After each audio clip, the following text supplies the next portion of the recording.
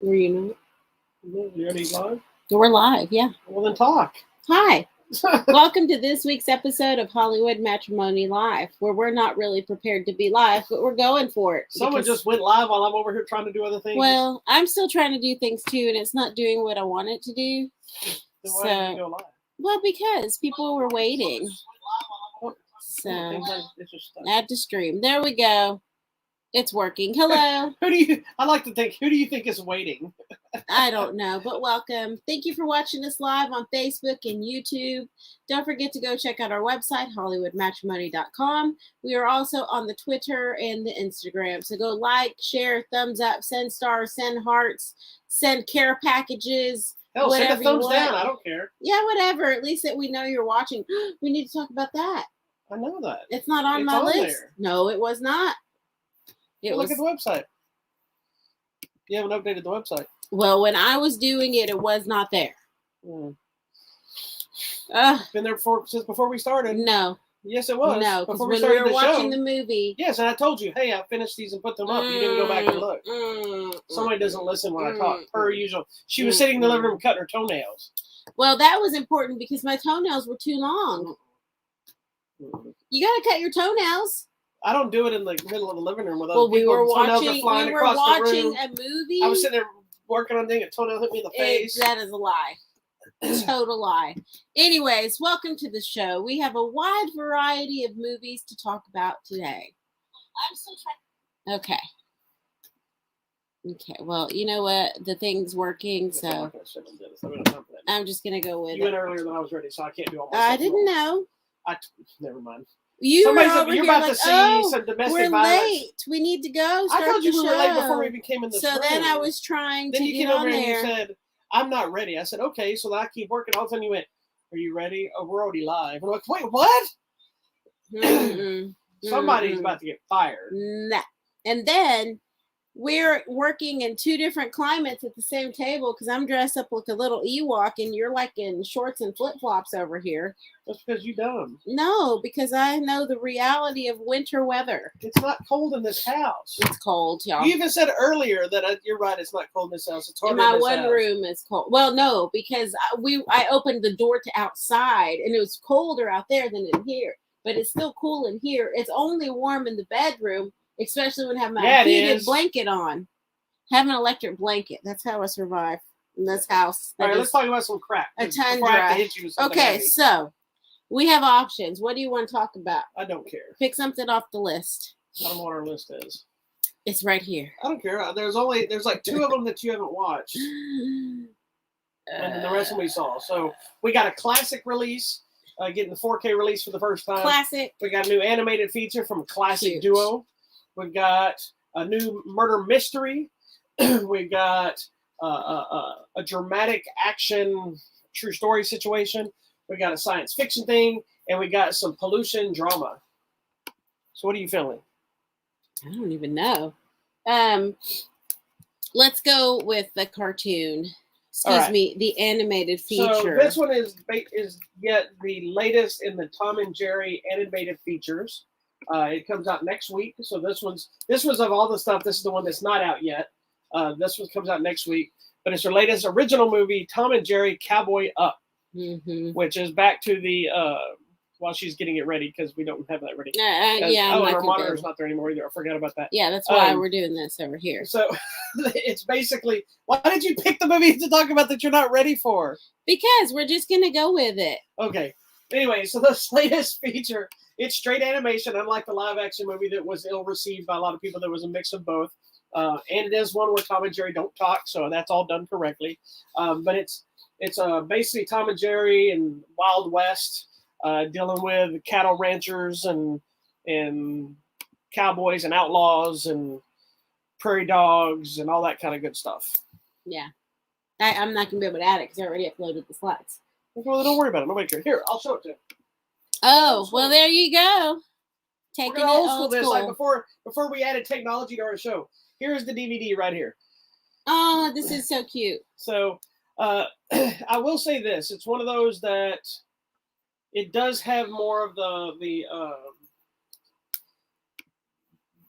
the rhythm and the stuff of the normal Tom and Jerry cartoons, because this doesn't feel like a movie so much as it felt like a very long cartoon, like one like you see on the show. I mean, it's kind of a movie because they're on a big adventure. It is a movie. I thought it felt like a movie, not a show. Well, see, I just didn't think the scope of it felt more like a big show. Like I felt like it felt like an extended episode to me. Yeah. Not necessarily in a bad way. It's entertaining. It's fun. The animation looks great. You can tell it has some of the classic look of the characters, but also has some of the newer tones and colors and the way they do some of the artwork and stuff like this. So all that works well. My problem with Tom and Jerry and features is Tom and Jerry just works better as a shorter serials of just getting to see them chase each other, do their thing. When you start expanding into the movies, they almost become secondary characters, and that's what I have an issue with. It's like they're the leads, Tom and Jerry, but they're secondary characters. They're secondary, to the main story. Correct. They may even be third because the main characters are kind of the prairie dogs, because the prairie dogs are the one telling us the stories. Okay, so the prairie dogs are narrating; they're doing the singing and the dancing, and then that leads us to the ranch of the was it Preston, whoever family? I don't remember. I don't think it says. I don't think it matters. It doesn't matter. I think all of the people had P names, and so that's what stuck in my head. But the family's trying to save the ranch that's in trouble. The prairie dogs are just trying to find a home. And of course, there's an evil banker that wants to steal the land. So there's a couple of things that I think made it work more than it might have worked otherwise. Tom and Jerry do get to get in on their normal shenanigans. Yes. Shenanigans. They are kind of sidelined because of all the other characters and the human characters having to drive the story, which we've proven time and time again. You don't need the human characters for a Tom and Jerry story. But then you'd pretty much have a silent film outside of the other characters. This one is smart that it does bring in a bunch of the other familiar cats, Jerry's nephews, I guess they are. Yeah. And all of them talk, so you get and I mean those other characters. That's where I'm like, those are the ones I don't like. You don't like the cats and the nephews? I like the cats. I don't like the nephews. I've never have. And which is weird because you're the ones that usually like the sons. And the I know, but in the Tom and Jerry world, like, why does Jerry's nephew still walk around in diapers, even though it's a grown rat? I know, and that's the one that's always annoyed me the most because he's all like, "Hey, Uncle Jerry," but he's got a big old fat belly and he's wearing diapers. And then the one that never made sense to me is when they're suddenly in France or whatever, they're Three Musketeers. Those are the best ones. And he's all like, I'm like, this is so ridiculous. Okay, yes, thank you. I love. That's the one I don't like. Now the alley cats, I love. I love. What you is just his don't name? Like rodents. The black cat, the brown cat, the little short cat, and always the dumb cat. Like there's always those four, and they show up again. Those I do like. They're essentially the. You're right. They're essentially the. I don't like rodents. You're basically the same thing as with the nephews. They're creating different variations of all of them, and then you get the same thing in the cats. But because you hate mice. I know. I love the alley cats. And I like the black one that's always the mean guy. The Three Musketeers episodes are awesome. I guess. It just didn't make any sense. I'm telling you. None of this makes any sense. It doesn't. But one of the things that I thought was awesome, I thought they were going to annoy me. The prairie dogs add a fun little layer. I'm telling you, because they're the ones telling us the story since Tom and Jerry can't talk. Yeah, so you get these prairie dog characters that not only they tell a story, they sing these really silly songs. They do, but it's so cute. That are fun. So the movie is not a musical. But when the prairie dogs are involved, there's a music. Song. Well, they do a song and dance. Yeah, and it's funny, but it brings you back to the world of Tom and Jerry when they do the prairie dog stuff. So it gives you kind of a break from the humans. We're diving deeper into this thing that's probably necessary. But the other part that I really love, and I don't know if this was on purpose. I wrote him a review about it. I'm going to believe it was on purpose by the people that made this. The villain and his little sidekick very much were like Harvey Korman and what's his name? I just went blank. Slim Pickens as Taggart and Hedley Lamar in Blazing Saddles. It's funny. They look like it. They talk like it. I'm going to believe that that's what they were based on. I believe. And created. So I was cracking up at those two just because I'm thinking of them two. And then the Blazing Saddles, a movie that is so far removed from a kid's movie. But you don't know the influence of the writers. Or the writers and the people making these movies probably are fans of that stuff. So they probably because these old cartoons, even though it's not an old one, they're always throwing in little nuances of stuff. Mm-hmm. So this is another one of those that to me it's pretty generic. It's one that if you're a fan of Tom and Jerry, you'll probably dig. It's not great, but it's not bad, and it's fun. And I like that we have some of the classic gags of Tom and Jerry and chasing the mouse, and Tom he's like, rah, rah, rah, rah. The noise that he does when he screams, he's like, rah, and he jumps. You know what I'm talking about. The classic Tom and Jerry sounds, because they don't talk, but you know something's happening. And then always when Jerry's laughing, he's like that's classic to me. I love it. I love me some Tom and Jerry. I love Tom and Jerry as well, and so maybe I like it too much. You do. I can let it go. A lot of it stuff. Like I even, as bad as the movie was, I actually liked the Tom and Jerry live action movie that came out, or live action animated movie that came out. The movie's not good, and all the human characters are awful. Right. But there's just something about getting to see them do anything, whether it's in the real world or not. I'm a fan. That was cute. I liked that movie. The only one I didn't like is when they were talking. The one like several years ago. Yeah, we talked about that before. I agree. That was Tom and Jerry the movie. Yeah, but I will say the way they executed that was genius. He's like, I didn't have anything. Yeah, because he's like, I didn't know you could talk. I've never had anything to say before. And I'm like, okay, that is a genius way to make them I didn't have anything to say. Because it really doesn't make sense that they don't talk. Correct. When everyone else around them talks. Yeah, prior to bringing in the other new animal characters, when it was just Tom and Jerry and running around the house and all that stuff, then it made total sense. But when you brought in the other cats and the other mice and everybody else that could talk, it suddenly made no sense why they didn't talk. I know. But if they talk, you get pissed off, right? It's like, don't ruin them. So I'm also upset that we don't have his first house with the nice black lady. Yeah, well, I don't think we're going to see her again. Yeah, I don't think that's one of my issues with these kind of movies. Is I think part of the charm of Tom and Jerry is just seeing them in their own surroundings in their house, chasing each other around and the mouse hole and all this stuff. Yeah. And while that's here, when you take them into these bigger places, to me, it kind of loses a little bit of the effect. We don't have the lady. That's yeah, what's you don't. missing. And when you get to see people and not just see their feet, whether it's the black lady or just a white lady or whatever the people are, that was kind of things you were always on their level with real people. Where you get full people and you get the animals and they interact, and it's like,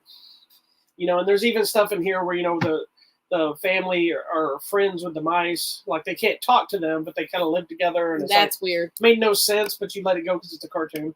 Anyway, Tom and Jerry Cowboy Up, the new animated feature, will be hitting DVD on Tuesday. If you're a fan, check it out. If you're not a fan, you're going to hate it. And if you are a fan, but it's one that kids will probably definitely have a blast with. Moving on. Okay, now we are going to go to something just way outside the box. All right. We've got to talk about this thing right here. All right. So the next one we're going to talk about is a classic horror flick, if you want to say it's classic. It's a movie from 1978, I believe it is. Hold on, I'll pull it up, and I'll tell you. It's just not getting the 4K. Yeah, 1978. It's just not getting a 4K release called The Toolbox Murders. It's a slasher flick, essentially, that says it's an exploitation slasher flick is what it is. And it's supposedly based on true events that have never been proven that it's based on anything. There is a Toolbox Murders situation that occurred. This movie has really nothing to do with that, but they say it is connected to something, but they never really say what. Nobody's been able to really prove the people. But you know what? In the day and age we live in, people probably don't even care. They'll be like, "Yeah, it's based on true story." Well, but that was always a big thing back in the 70s anyway. It's like the Texas Chainsaw Massacre, for instance. It says based on a true story or inspired by true events. When the reality it is, because it's based on Ed Gein, nothing about that story. Literally just about a cannibal person that murdered people and kept body parts their and skins and stuff. made skin furniture, and he made skin lamps, made wallets out of vaginas and just all kinds of stuff. I mean, it's good for holding coins. It is. It's a coin purse. Now you see why it's a coin purse? Ew! Somebody literally made a coin purse out of it. It's just disgusting. So anyway, this movie's like this. So you had never even heard of this movie. I didn't, but then you told me it's this guy killing people with his tools. Yeah, he's like a maintenance man. I was like, I was like, okay. I had thought I had seen this, but apparently I had never seen the whole movie. I'd only seen pieces. I see. I think I'd seen some of the kills and you've seen some body pieces. Yeah. So before we talk about the struggles with this movie, what did you think of the movie as a whole? Without really details you know what? yet. I enjoyed it, and I would watch this again. It is an enjoyable film. Because it is so bad. Because it's not really great. It's not. No, it's not good at all. It's like it's okay, but it is. It's a guilty pleasure, fun. I would watch this again. Now I know I need some popcorn and some drinks and something just to like chillax and watch this movie. This might be one we have to have people over to watch. I think we need to watch this with people. So it does have some blood, and it's not really that gory. Yeah. You can tell it in a lower budget. So a lot of the stuff they're trying to pull off. They're trying to pull off on a low budget, right? And I respect that. I love when you have a lower budget and how they try to make kills work and make them, I've worked on some independent horror flicks and you got to have a nice big kill and then you can't show a lot of them because you can't afford it. Right. This movie's like that. And it goes out of its way to get people as naked as they can, or the women, get them as naked and as often as possible for oftentimes no apparent reason. Correct.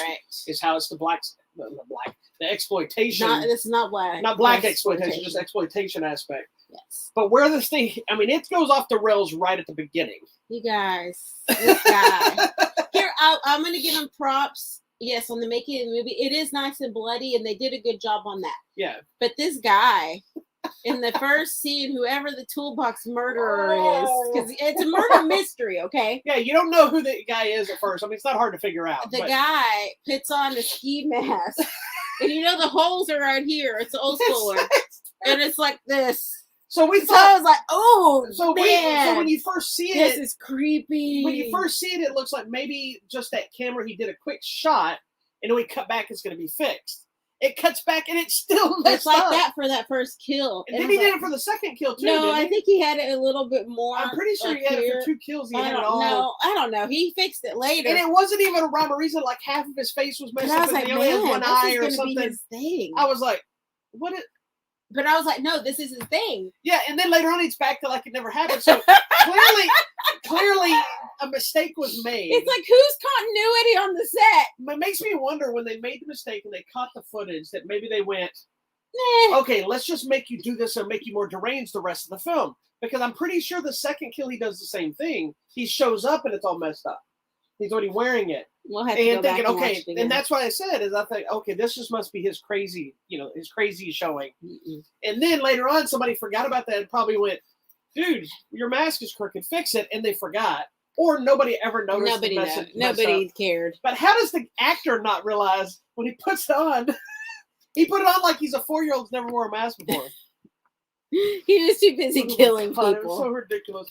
And then the behavior of the people in this movie. Yeah, that's what's most disturbing. Like, of the people getting killed or attacked. There's not enough screaming in this movie. Well, that and there's not running. Like, there's one part where a lady's naked and she's running away. So when she runs away, she runs to the bedroom and jumps on the bed. And she's just like sitting on the bed. She grabs a pillow and I'm like, yeah. And this guy's got a power drill or whatever he's carrying at that time, or a hammer or whatever. And you're like, what? Why did you not run into the room and be able to shut the door at least? She just ran and jumped on her bed. Most of the time they at least go under the bed or in the closet. She's just on the bed butt ass naked. It makes no sense. I'm like, why would you run there? Like, why wouldn't you run outside? And then I just don't get it. Like, all these women, like, nobody screams. That's the thing. Like, if some weirdo in a ski mask is holding a hammer coming at you, aren't you going to scream and run? But nobody does. They're all just like, ah, ah, ah. But, it's also the 70s, so I'm going to try to give them a break on this one. But it's a little out there. Obviously, there's a lot of nudity, but I think that's just the thing. And the whole point and reason is deranged. There's a lot of deranged people. There's also a whole weird segment at the last time by one of the final victims and the relationship with numerous characters that are involved with different things and how they're behaving. And it's just like, it's like you're not in the movie that they're making when you're watching it. You're watching a different movie than what they're making. Correct. Because it leads you to believe one thing and then you're in, you finally kind of accept kind of accept the weirdness. And then I'm like, what? Somebody started making a different movie that we weren't invited to watch, and we're just here. We're just getting the tail end of it, and it kind of meshes together. And I'm like, okay, well, I'll accept it. I think the best scene of the movie is the very end. When it's over in the credits? Yes. Actually, yes. Because there's a girl with, the bloody whatever, just walking crazy. and then it's like, this story is based on true events. But then you try to look it up and you find out for what they say. The people who even tried to look this up are like, this does not have any true events. And and on the credits it has the names in quotes, so you assume they changed their names. Yeah. But there's still nothing even remotely close to this. There is a Toolbox Murders story. But it ended up being two men. Yeah, that was a two-man story. That's not even the same general story. So that if they had said this is based on these events and they had merged the two men into one story and did something, that's fine. But that's not even the same story. The upside to this is I was texting a friend of mine that's a big horror fan, and I was talking about it, and we discovered about another movie called The Toolbox Murders or The Toolbox Massacre or something like that. Mm-hmm. Toolbox Killers, which is the one that I think we found on Netflix or something, or Amazon or whatever. There's two parts to that movie that Tobe Hooper made. The first one that apparently is a better movie. That we're going to go try watching those one day. And there's a documentary. Toolbox Murders and Toolbox Murders 2. Yes, and then there's a documentary, Toolbox Killer, down there at the bottom. Right 2021. There's a Toolbox Killer documentary as well. So there's some other stuff related that I want to watch. We're all in now in Toolbox. I want to watch just to see if any of it even remotely comes back to this. And maybe some of that stuff is this, right? Maybe. Because the Toolbox Killers is a remake of this movie. Okay. But has very little to do with this movie.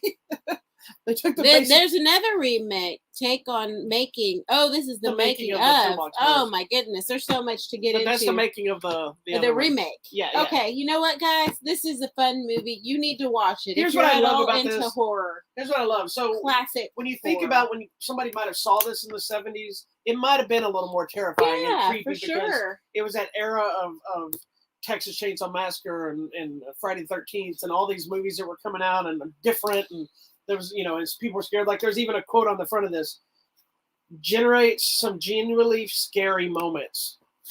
Stephen King says this apparently. Well, back in the 70s. And then it has, I'm going to give you all the synopsis. First it says, this is a tagline: bit by bit by bit, tagged by his drill bit, he carved a nightmare. In a quiet apartment complex, Elias, a deranged handyman goes on a killing spree, savagely murdering immoral women with tools of his trade: claw hammers, screwdrivers, power drills, and even a deadly nail gun.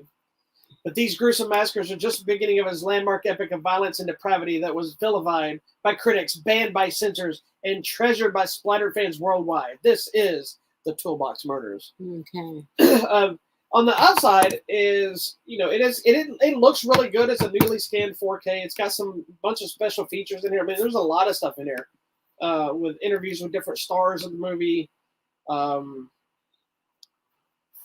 posters, still galleries, commentaries, all kinds of stuff. It has one of the stars in the movie is Wesley Ure. I don't know if that's how you say his last name right, but that was the guy from Land of the Lost. Will, what's his last name? Marshall, Will, and Holly. Yeah, Will. I don't remember his name. The character's name. Anyway, Will from Land of the Lost. I know his last name. I meant. Anyway, it doesn't matter. He's from Land of the Lost, and also adult film star Kelly Nichols is in this too. That's so funny. I was reading about her because on IMDb, the photo from this movie is her photo on IMDb. So she really didn't do much after that because she did a lot of adult films. I got you. And it's so funny. She's like, started off as a nude model, then was the Penthouse Pet of the Month, then moved into the pornography industry right when it was going to home video. And she's remembered in the industry as a hard worker. I was like, really? Here's what I also love on the tag. Wow. Like, I give credit to these movies because they don't care what you say about them. They don't care how they get reviewed. This is they go all in. No, whatever is bad. No press is bad press. Yeah, they even post on here, what he does to your nerves is almost as frightening as what he does to his victims. Then it's like the movie, the movie got on my nerves. You're right. I love this movie in such a horrifically bad way. I was talking to some other critics who were watching it and talking about how bad it was, and I'm like, it's awful, but in the best way possible. If you love just bad, this is grindhouse type cinema, exploitation flicks, then check out the Toolbox Murders on 4K now. It, like I said, has a bunch of bonus features. It's got a Blu-ray and the 4K. It is what it is. This will be one that we show somebody eventually. It's good, actually. It's a fun movie. Like I say, it's a good movie. It's horrible. A fun movie. I'm telling you, it's a bad movie, but a bad movie that we will enjoy watching for years to come. Yeah, it's fun. It is what it is. All right, moving All on. right, so let's move on to something completely different. Do you want to go there? Sure, why not? Completely different. Shake your head of that. Let's go somewhere a little serious. Why don't you tell us about this one? Okay, this movie is called The Dry. And when we watched it, and even today, I had no idea that was the name of the movie. She asked me after me, because I always have it listed on the side of what we're going to talk about on our website. Did we watch this movie, The Dry? He's like, yeah, it's the one you've been asking to watch with Eric Bana. We just watched it last night. My bad. And it's called that because this movie takes place in Australia, mate. By a lady who has some issues with it's going through the town they're in is going through a drought. And so where there used to be like a river, it's dry and everything's just dried up. And I think that's even kind of so many jokes the connotation of just what's happening with these people and this family. So we don't stumble. We come across the scene because he's coming home to his hometown to attend the funeral of this couple who were killed, apparently. His childhood friend. His childhood friend, who apparently they were killed in a murder-suicide. That's all we need to know. So we think. So again, murder mystery, I guess, ensues, or so it's just a mystery. He's a federal agent of sorts, and he basically became famous for solving some big crime. But he also has a shady past here in this town. They don't want him there, and so over the course of the movie, you learn what happened, and then there's a murder mystery situation of the past that then becomes connected in theory to the new one. So now it becomes this whole thing of him. Yeah, so it's like his obsession that he's trying to help solve this new one because he thinks it could solve the old one and redeem a lot of people that may have either been false accused or were never accused. And he was accused in the first murder as a child. Yeah, they just assumed he was involved because of some of their. And we don't really know, and that's I think what's so intriguing about the movie is you go through some flashbacks, as he's talking to people, he's remembering things, or he's having dreams, remembering things, and just randomly he comes to this town, and suddenly like these people are yelling at him, and I'm like, what the heck? Yeah, so that's what the movie's very slow paced. It might not work for some people because it never, even the finale, when you get all the stuff, it's still not very exciting. Although there is a great fire burn sequence in the movie that was not only cool to watch, but it's well shot and an interesting action stunt choreography on how they executed it was really cool. But it plays off kind of like a real life scenario of it's not an exciting ending. It's more of a, okay, you figure this out. The motives aren't overly baffling or exciting. It's just this is what it is. It's normal human, whatever emotions. You never get a lot of super excitement, but it's got a lot of emotional stuff to unravel. It's a very emotional Eric movie. Bana is like really good in the movie because he's a character that's confident in what he does, but he's also dealing with torment of the past, his struggles of the present, and then he has this whole obsession with trying to solve this. And it's not just a case; it's got personal connections. There's feelings, there's all kinds of stuff there that plays up, and he never really goes either way visually. You can see it in his face. He's struggling a lot, but he never. I think there's a moment finally at the end where he kind of gets emotional, but most of the movie he's still very gray area the way he acts. And I feel like I know, and I think we all realize if you don't deal with some of your, I guess, childhood trauma, this was teenage trauma. If you don't deal with that, even if you he moved away, completely different outlook on life and career. But it's still there, and I think to me, the saddest part of this story there's two things. What happened to one person in this one, we find out. But I think the other thing that's super sad to me is that he's flashing back to this conversation he had with his father when he was younger and his father was still alive. And he just flat out lies to his father's face. And so then when we come back to the present and he's thinking about it, I feel like you can see that. Like he never did anything wrong, but he still lied. Yeah. And so it's one of those things where you're kind of did he? Well, okay, sorry. It's interesting too how they take you on a journey that it is a whodunit, and you're constantly wondering who's involved. Was it really and suicide? Was it really trying murder? to figure it all out. You're on the journey with him trying to figure it out, like a good murder mystery should be. Yeah. But then there's elements where you're thinking it's one person and it's not. And there's so many. Everybody here has their skeletons in the closet that makes you think they could be involved. And it kind of, I don't want to spoil it, but it kind of goes in a direction completely opposite of what you would think. And then it's all resolved, but then there's still another little bit of twist. It's not even in the movie. It just suddenly slaps you inside of the head. I was like, oh my gosh, is that what happened? And it's interesting because it got me. It takes you to the end of the movie before you ever really know. Yes, it's like everything. Well, yeah, because it's like you resolve one thing, you're like, okay, cool. And then you kind of resolve a little other thing. You're like, okay, cool. And then we're like, okay, great. That was nothing is as it seems. And then everything suddenly you find something else, and I'm like, wait a minute, what? Well, and I found it interesting because of the way it plays out. It changes the entire dynamic of how you see some of the other characters and how their behavior was like, okay, now what were they really dealing with? Was it? That's what I told you. Because you came back, now I have to deal with this. I told you, I'm like, that's why this person was acting this way. Because now they're back and it may come out, or was it because they really did something, or there's so much trauma and different crazy things. Well, and it's interesting too how they tell the story, because what happens in the past, he's a teenager when something happens. And so it's like you follow his version of what he did. And then you flash back again, and then we see like, okay, well, this is what that person was doing at the same time. And then, okay, well, this is what this person was doing at the same time. So I liked that they were, because it's not an action-y film. It is a talkie, but you get all of this information, and we're trying to piece it together. And even now, as an adult, he's asking people, well, what did you do that day? Where were you? What happened? And it's like, oh, I told you I was over here. But it's like you don't really know if you trust anybody. Yeah. And then you find out other information about that lady and the other kid, and I'm like, oh, that's interesting. Well, that's another layer that we never. I don't know if we solved that or not.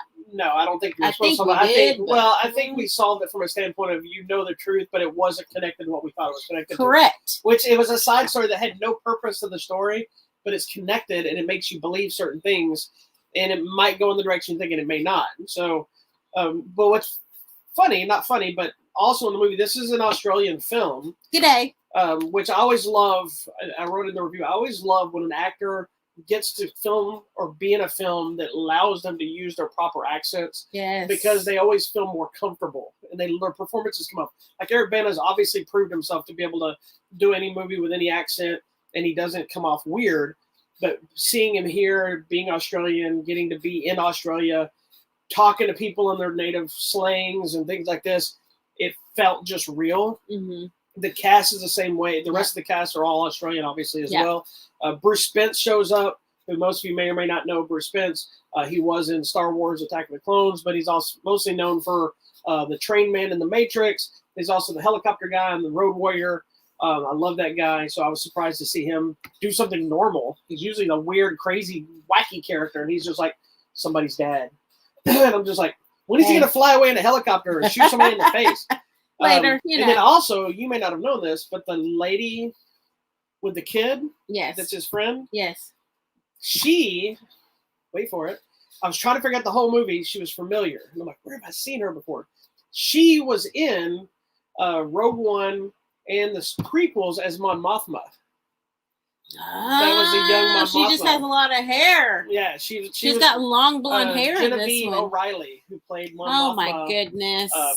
So we got some Star Wars people, we got the Hulk people, we got Matrix people, we got 2 Star Wars actors. And I still like his Hulk movie, by the way. It's a fine movie. It's not the greatest, but I like his Hulk I like movie. him. It was, especially for the time, it was a full-on comic book movie. It's the Hulk. Come on, man. I like him. I mean, I think The Incredible Hulk is a better movie that holds up. But that one, I like that movie. It just doesn't hold up as well. Yeah, that's okay. I like it. Although, now that we're getting all these multiverse stuff, I wouldn't be against seeing Eric Bana show up as the Hulk again. I mean, just saying. Have you heard the rumors? I'm going to throw it out there.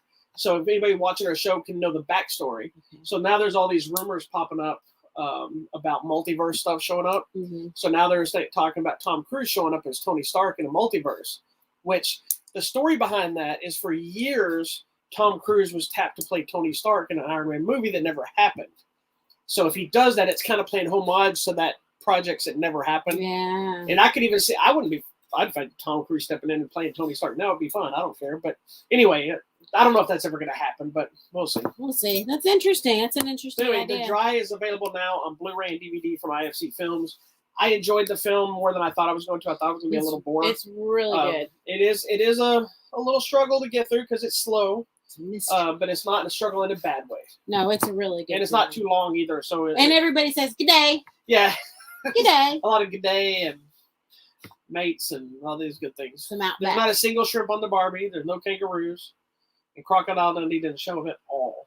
It's very upset. It is upsetting. Anyway, moving on. What we got? All right. We have many things. Let me see. I guess we're going in this order. You mean talking about my other one? Yeah.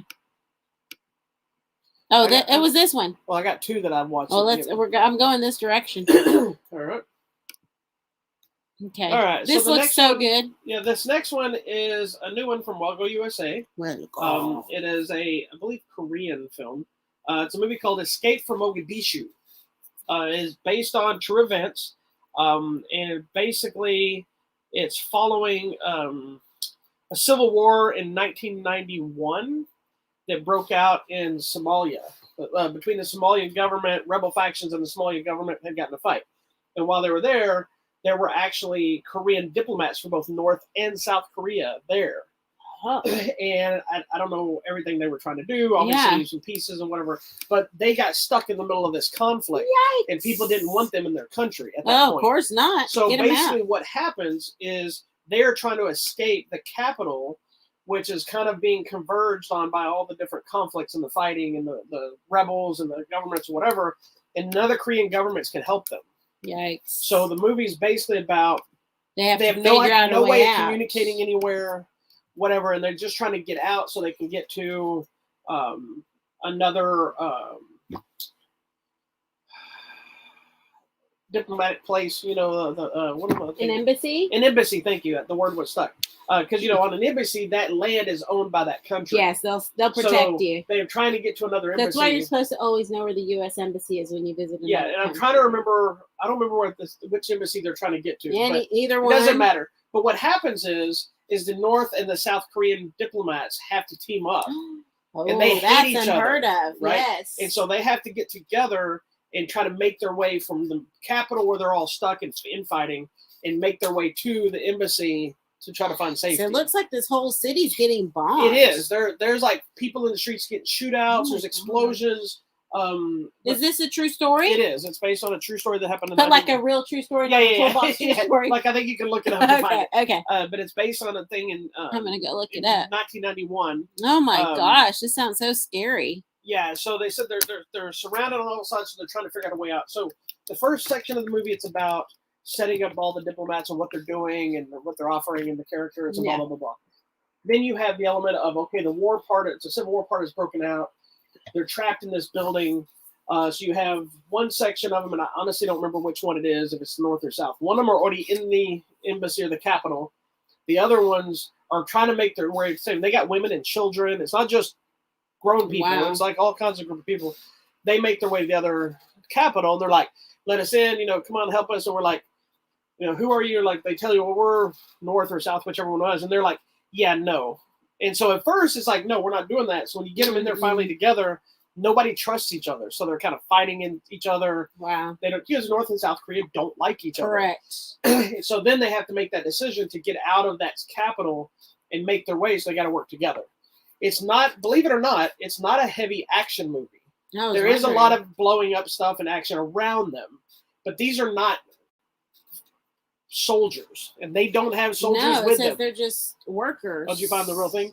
Yeah, and workers. They never turn the movie into where these are suddenly a bunch of badass fighters. Mm-hmm. Like, these are people in suits and ties, and so where the movie gets really cool is their attempt at escaping and how they're going to do it. So what they decide to do, spoiler, it's not really a spoiler because go read it. What they attempt to do, and I don't know if this is really how they did it. I'm assuming it had to be. Yeah. They took all their cars that they had or they found there. They covered them with anything they could find. So those cars are covered in books and pillow cushions and whatever, basically create armor on the cars. because when they start driving, they're just driving through a hailstorm of bullets and explosions. Crazy. So once that happens, the entire last half of the movie is an ongoing action. They have no weapons, by the way. Oh, so it's literally just them driving through the streets and people seeing them. So they're just shooting at these cars. And so you see papers flying everywhere. They put wood on the cars, metal pieces. Whatever they could find. They're lining it with like I said, books and pillows and files, and they're duct taped on. They're not like it's not even like cool stuff like here we're gonna have a montage. And it's all like really they come up with some crafty stuff. They're literally duct taping books onto the cars and they have like just enough that they can see out this window and out this window, and things are getting smashed into each other and flying off, and so it gets exciting. It's if anything, it's interesting kind of story into like human nature and how when it was one of those things like seeing people become people and putting aside saying, okay, I know you're North Korea and I'm South Korea, but we're in this crap together. And I can help you and we can hopefully get out of this together, or I can let you die. And there's a whole thing at the end too, where the people that do end up making it out kind of talk about, look, I know you have no way to help you, but I've talked to my government. They're willing to do this for you just to help you get home. They're like, hey, we talked to somebody through China and we'll be able to do this. But they never really, they find this common connection, but they never really say thank you, or they never really take that as a way to say, okay, well, things are going to be fine between us after this. It's still, look, now we have to go back to hating each other. It's really weird dynamic, but it's a real dynamic, so it was really good. It's just, like I said, it's a lot of talking, a lot of build up, a lot of stuff until it gets to that last section. But I think that last section is really cool. It's really well done. It's clever. It's creative. I don't know if that's really how they got out. I'm assuming it had to be some truth to it. It looks like they tried to go to the UN office. Yeah, they did, but they had to drive there. Yeah, no, on the real story it says. Did it say they drove? It didn't say. Didn't really say. All right. But anyway, check it out. Amazing. It's a hit in Asia right now. Oh yeah, it was a big movie. Escape from Mogadishu is available now on Blu-ray and DVD from Logo USA. So check it out. I mean, it's won several awards already. Yeah, it's an exciting movie, and it's interesting just that dynamic and knowing that history existed. Yeah. And, so check it out. It's interesting.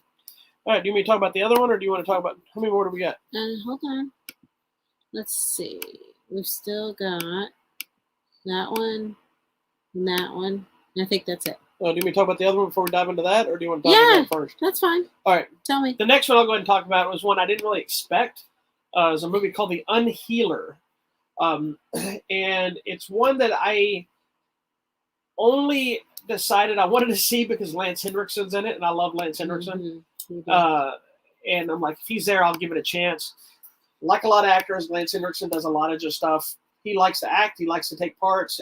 I've in his book, he even talks about sometimes he just takes a part he thinks is interesting, has no idea what the rest of the movie's about. Eric Roberts does the same thing. That's why you see a lot of these people show up in these movies that are just trash sometimes. And there's other people like, I just need money. Yeah, they're just like not good movies, but their performance is good, or they say sometimes they just want to play a character they found interesting. Random candy in my pocket. Yeah. They're like, I thought this character looked interesting, so I wanted to play it. So the picture that popped up here probably looks like some people with a bunch of lightsabers. Not sure why she chose this part of the image. It's like cuts off half the image. Well, but that's what we're going to go with. And it doesn't look like that on the real slide. It changed it when I uploaded but I will tell you, there are no lightsabers in this before you get excitable. No lightsabers were used. This movie is kind of a sci-fi, I don't want to say horror, because it's probably more of a thriller-ish. So the basic premise is... You okay over there? Sorry. What did you just eat out of your pocket candy that was so good? Because somebody was passing out Mexican candies. Oh, Lord. And you never really know what you're going to get. Or this is basically like the Mexican version of a Werther's. All right. So the synopsis of this movie says, it's a bullied teenager who gains the means to fight back when a botched faith healing bestows supernatural shamanistic powers upon him. I'm in. But then when his lifelong tormentors pull a prank that causes the death of somebody he loves, he uses his newfound abilities for revenge and goes on a bloody rampage. I mean, what do you expect a teenager to do? It is a very cliched movie on that front, where it is here's the bully kids, here's the kid that gets bullied, and now you know once he gets these powers of sorts, you know what he's going to do. And so there's not a lot of originality from that front. What I find interesting is what his powers are. And I'm not going to tell you, I'm not going to spill the kills. There's some great kills in the movie, but his powers are essentially, if you try to do something to him, that's damage inflicts on you instead. So if you punch me in the face, your face gets punched. That's you awesome. feel it in your face. That would be an awesome superpower. It's a very Corsican Brothers mentality of, I punch you in the face and then I'm like this. If I shoot you in the arm, there's suddenly a bullet hole explodes into your arm, that kind of stuff. There's ways that he has to do it. It's not just facing somebody. There's an element to how he has to kind of control somebody's thing by doing certain things. But it went in a whole direction I didn't expect, because if you look at the poster or the cover art, it doesn't look like the movie that it is. So it was kind of surprising. Sorry. I enjoyed it. It was actually pretty good. Get out of the because camera. Are you putting boogers all over the camera? Yes. It was a lot more violent than I expected. It's another one of those movies that frustrates me from a standpoint of, why is nobody arresting these people for what they did? Where are the parents? Well, in this case, it's okay. So there's a situation where the prank is they're going to knock. This is kind of not really a spoiler, but the prank is they're going to knock something off of like a riser that holds it up. And by doing that, it sets off a chain of events and ends up killing somebody. Right? They didn't purposely try to kill somebody. So even their behavior was an accidental asshole behavior. Yeah. Right? The problem is nobody's holding them accountable for what they did. They don't really know, but he tells them they did this, and nobody's looking at it like they did this. They're like, oh, it looked like it was an accident and this and that. And then the coach, you have the stereotypical coach that only cares about the games. And he's even to the point of like, screw this kid, smack him around and whatever. He's just as much a jerk as the bullies. So it kind of, you got a little too cliched on that element where nobody believes the kid, no matter how many things these people have to do, nobody believes them. But it does open up the door for him to say, screw it and kill everybody. So you get a lot of good kills, a lot of clever ways of doing it. I enjoyed the movie. It's not a great movie, but it was a surprise, entertaining, bloody film that I didn't expect it was going to be. Okay. I honestly turned it on like, I got to watch this movie. Because I'd put it in the wrong pile of my stuff, because I put them in order when they get released and when I need to watch it.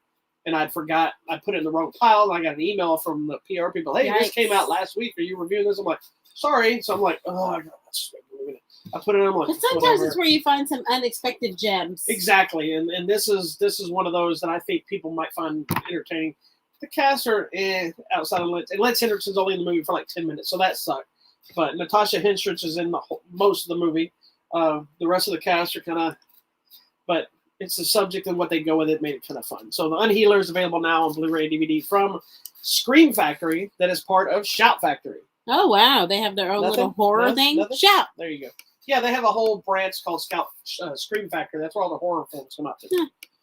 All right. We got one more to talk about. Last one. We've been waiting on this, and then we thought we missed it, but we got it again. That's right. We brought it back. That's right. All right. So this is Minamata, and it stars a young man named Johnny Depp. Don't be a Johnny Depp hater. Okay? Just watch the movie. This is another one that is based on a true story. He plays a photographer named, what's his name? Eugene Smith. Okay. True person, really exists. Who's actually kind of known to be the person that created the visual storytelling. Correct. Through his publications. Mm-hmm. He was most famously a photographer for Life magazine. Yes, I think that's what it is. Yeah. And so, and he was the one that did a lot of the black and white photography. He only did black and white. They hire him for this job, but he's like, I do not take color pictures. I will only do black and white. Blah blah blah. Yeah. But I'm sorry. Go ahead. Oh no, I was gonna say this movie is kind of on the tail end of his career. He's kind of already made it big. He's who he is. Now he's kind of a grumpy drunkard who life doesn't really want to work with him anymore. If they do, they send him on like nonsense assignments. He doesn't care about anything. He's almost doesn't even care about being a photographer anymore. This thing kind of falls in his lap, which is about this pollution in Minamata, I guess. What's interesting too is this movie was made a while back. I believe it was made in 2018. and it was actually I could be wrong on the actual date, but it because of the controversy of the whole Johnny Depp Amber Heard scandal that we now know is maybe not all what everything we thought it was. We weren't there. We don't know. No, but there's been now proof of some of the stuff on both sides that we all kind of figured was probably the case. But anyway, this was a film that got dropped and they tried to bury this movie. They didn't want to release it. So I posted a trailer for this movie, a couple of years ago. A long time ago, and I was excited. And we never thought we were going to see the light of day. But it was one that finally somebody stepped up and decided, hey, we're going to release it. And so now here we are. So it got a limited release in theatricals. It does not have a Blu-ray release yet, but right now, when they sent us the link for it, we had planned to watch it, and then seemingly the link didn't work anymore. And we were like, oh, we waited too long because it got released on like December 5th or something like that. Or maybe, hold on, what was it? I think it just says now it's on. Anyway, it got released. No, I think it was like the 17th of December, like mid-December. And then we missed the release date. So, but for whatever reason, the link started working. So we dived back in. Correct. Oh, baby. But you okay? I love Johnny Depp. So whether he did anything wrong or not, I can separate it and watch films and appreciate the actor and what they did. And this is a really good performance from Johnny Depp. I mean, he is just really all in this biopic kind of thing. I mean, about this man's life and where he's at. And, it's interesting because this Eugene Smith is known as a war photographer. So it's interesting that as he's investigating the supposed dumping of mercury or whatever into the water that's creating this Minamata disease, he's being led or assisted by this woman who's kind of the interpreter and the guide of where it is and what's happening. And, she's like, we need you to come because no one's going to believe us if it's not documented. No one will ever believe us. And so he's there. But it's interesting because as he's there, he's explaining what it really means to be a war photographer. Because at one point she breaks down as she sees these people that are sick and he's taking pictures of it. And he has like no expression and she's breaking down and he's like, look, that's like the first thing is like, the old story. It's funny. He's like the old story the wives tell that if you took someone's pic, the Native Americans, if you took their picture, you were stealing part of your soul. He's like, as a photographer, actually, when I take pictures, sometimes I lose a part of my soul because of the thing I'm seeing. It's like so sad and so devastating. He goes, but I can't think of that because if I think of that in the middle of the war, I could get shot. I could get killed. I take the picture. I got to keep going. Watch mom mess around and just keep going, keep going. Well, there's a scene where he's talking to that one lady too about when she's taking the picture. Mm-hmm. And I think it was a lady. It might have been a guy. I think it was. But anyway, somebody taking a picture, and he was telling them because they were getting shook up by the picture they were taking. And he's like, don't think about the picture you're taking. Think about the story you're telling. Correct. And it's like, you've got to look past that. Like you were saying, you've got to look past what's happening so that you can tell the story. Yeah. And it's like any journalist.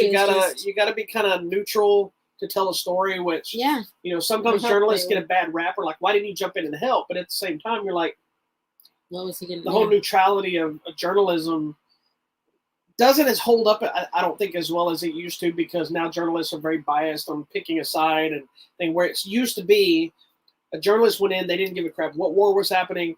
The pictures and the stories they told are what they saw. Yeah. And at least with this, like him being a photographer, I mean, that's the story he's telling. He's not picking sides. He's just telling, taking the pictures, and the pictures don't lie. These poor people were terribly ill. It was causing deformities because these people were essentially fishermen living off the water that was poisoned. And it's something that we've seen around the world, all over the place. This has happened time and time again. And of course, the big corporations like, oh, but we're providing jobs. It's okay. We're helping the community, but they're killing it at the same time. So this one had they did a very interesting tactic. And I apologize if you mentioned this. I don't think you did, but throughout the filming, the movie's in color. But anytime they're showing moments that are photographs he took, it's still moving film, Yeah, but it turns black and white. Yeah, which I thought was so cool. Yeah, it gives you an element that like he's suddenly seeing his story, and these are big pictures that he takes. Even though it's not just a still photo moment, it's the whole moment playing out. You're seeing the story live of what he's going to tell via the photos, and so you could tell that this is a moment a photo happened. This is a moment a photo happened. I feel like it's as soon as he picks up the camera lens, suddenly it's all black and white. Yeah. You know, and it's so interesting. And it's crazy how he's very cold throughout the movie because of, like we were saying, about separating from everything. But he starts getting emotionally invested in some elements, like individuals, but is still able to step away from what's going on. And like he, even at the point where he gets like physically assaulted, and the whole leaving journalists alone did not come into play, to the point where like he's permanently disfigured. He still manages to keep doing the same thing without any kind of dissuasion and thinking like, I can't do this anymore because I almost died. Yeah, no, when you see that, even, you know, he's at that point, he's like teaching people how to do this type of photography. You know, he's trying to, because at one point, I mean, and they went after him and they knew like this was brutal because like they beat up his hands, which he needed his hands to do his work. And his sad little hands are all like wrapped up and he can't even hold the camera anymore. So they end up showing, and it becomes one of the most famous pictures that he ever took of this lady helping her child who's stricken with the disease. I'm telling the most famous picture he took that became like the bathtub thing. And like he couldn't even hold the camera, so the lady that's with him, the interpreter lady, had to set up the camera for him, and he physically had to get one of these things to take the picture. Yeah. But he took it himself, and I mean, it's just amazing. And then it has a proper ending. Yeah, I was going to ask if you were okay with that, because the ending was so devastating. What's interesting is the ending does show real life photos and stuff, and some of the real photos he took. Then it goes off on this tangent of every situation, of every pollution. It lists every pollution thing in the world that's ever happened. And sadly, there's more of them in the U.S. showing up on that list than anything else. And it shows pictures and real life stuff. It's very interesting. Sadly, there's no way for me to tell you how to see this movie unless you can find a theater showing it. You need to see it, though. I haven't seen anything about how well it did or anything. I'm assuming probably sooner than later it will show up like on demand or something like this. I doubt it's going to get a full theatrical run. That's too bad. It deserves it. It really does. It's kind of like the Aaron Brockovich of Japan. It is. It's exactly what it is. We talked about that. It's so sad and devastating. American Aaron Brockovich. Correct. And it also has Hiroyuki Sanada, who I love this man. Yeah, we love him. Love him. But it also has Bill Nye. Yes. Who was with Johnny Depp in Pirates of the Caribbean as Davy Crockett. Davy Jones. And fun fact, Hiroyuki Sanada and one of the other actors in this movie were also just recently in Mortal Kombat together. Mm-hmm. So one of them played Raiden, I believe, and then he was Scorpion. Yeah, this movie it's so good. It is one of those you need to see, and it's interesting what actually happens here with the corporation that's, you know, finally found out, and what happened with the people with the Minamata disease, and it's another one of those things that makes you angry. But I just want to give more props. Like I know some people haven't forgiven Johnny Depp, and that's okay. And if you think he's guilty of whatever it is, you're not required to forgive him. But I think you can't deny not only his ability, but he goes out of his way to kind of chameleon into films. You know, like he's never just Johnny Depp on film. And then the Johnny Depp we see in the bands and interviews and whatever that seems like that cool, possibly drunk, laid back Johnny Depp cool guy. When he gets on set, it's a different character. And this one is probably one of the times he plays like an older looking person. Mm-hmm. Like it looks like Johnny Depp, but you can also let it go that it's not Johnny Depp. Correct. You know what I mean? It's like, and I'm excited that he just signed on. Who I tell you, he signed on to play Louis the 15th. Yeah. That's what I told you. And because he actually looks like the man. Yeah. I mean, if you look at with the beard and the gloss in there, I mean, he really looks like it. Yeah, but it says the real Eugene Smith, perhaps the single most important American photographer in history. Yep. World War II, Africa. Oh my gosh. It's Japan. one of these movies, and it's an interesting Hollywood story, too, of the fact that, like I said, they tried to bury this movie strictly because of the controversy of death. And the country or city or whatever town or whatever of Minamata would not support it either. They also tried to. They didn't want it shown there because they were afraid it was going to falsify facts. They denied it ever happened. So anyway, just FYI, I thought it was a great movie. I don't think that's a spoiler. They movie. Denied it's happened. If you can find it, go check it out. Support it because you should be supporting cinema. People complain all the time that they don't get original stuff. And then they don't go buy it. Check it out. Mm-hmm. We will definitely let you know once we hear about it getting any kind of a digital release or Blu-ray, DVD, whatever release. Mm-hmm. Minamata, there's a book. Release. He wrote a book. I'm gonna have to go find it. Oh my gosh! And I had to put Vader out because he was about to throw up. Oh my goodness. Okay, well he's just. Our dog is very well trained. That's why he stares at you, tells you he needs to go outside. He throws up outside. He's such a sweet dog. So the other one's a disaster. Moving on, that's pretty much it, right? That was it. So let's jump to our giveaways real quick. We don't have anything really new that we haven't had the last few weeks, but I do expect a couple of new ones to show up here pretty soon. We still have copies of Many Saints of Newark, Hell Hath No Fury, a couple more Dunes, Cry Macho, Halloween Kills, and Malignant. So I know it seems like we've had those same ones up for a while, but they send me extra copies. I still have them. I've sent out some copies of stuff already, but if I still have them, I'll keep cycling through them as I have a chance of all the emails of people that enter and give people a chance to win them. I also try to make a point that if I have somebody that has won a few times, I try to put them aside and give other people a chance because I do draw at random, but every so often you give it the same names, and it's just not fair to give the same person the same thing over and over and over. Correct. So sometimes if you want something, even if you don't care about the movie, throw your hat in the ring because you might win. Some people I get a lot of entries, some of them I don't get any entries, and so I'll keep them up until I do. Okay. So all right, I'm still up, right? There's not a lot coming out this week. It's kind of a small week. There's really nothing really. It's like the piano. Yeah, it's been kind of a slow week or so. Yeah, the pianos came in the Criterion Collection, Mallrats, Standard Special Edition, things like this. There's nothing really big coming out this week. Okay. All right, hold on. Hold on, I'm adding things to my list. Well, sister. My list. Okay, coming out on Tuesday on Video Demand and Digital, Birds Like Us, which looks like a silly little movie. It's an animated feature about a bunch of birds, okay? They're going on an adventure.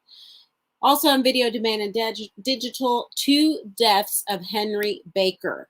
I don't even know, guys. It's these people, and they're prospecting for gold, and murder and craziness ensues. There you go. Coming out on Thursday, hitting HBO Max, The Fallout. This is Shailene Woodley, so, best friends. Know, but okay. I'm sure you're I'm going to assume there's some sort of a romance thing happening because it's Shailene Woodley, Probably. And that's what she normally does. Okay, Friday, coming to Disney Plus only, correct? Yes. The new Ice Age movie, Ice Age Adventures of Buck Wild. It's more or less an Ice Age spin-off movie of Buck. Buck, correct. The Weasel. Let's see. Limited release right now. There's not much else coming out That's this pretty week. much it. And then Saturday, that's a limited release too, so you may not even see it. Yeah, there's not a whole lot coming out. This is going to be a very slow week. So this is your weekend to catch up on all those things you've been wanting to see with Scream and Spider-Man and whatever else is out there. West Side Story. I don't know what else in the theaters anymore. Oh, there's a one day only The Beatles Get Back, the rooftop concert. So it's actually the concert, actual part of it instead of just the documentary. So you watch the documentary and then that's the actual concert. But it's a one day only. Which means it'll probably show up on Disney Plus. It's okay. A concert itself later. All right, so it's Sunday. Anyways, yeah, so I guess you need to be watching Ice Age with us, and then we'll talk about that next week. We'll talk about it next week. All right. Well, thank you so much for watching. Make sure you check out the website, HollywoodMatrimony.com. Don't forget to click the contest button where all the free stuff is. Thank you for watching us live on YouTube and Facebook. We are also on the Instagram and the Twitters.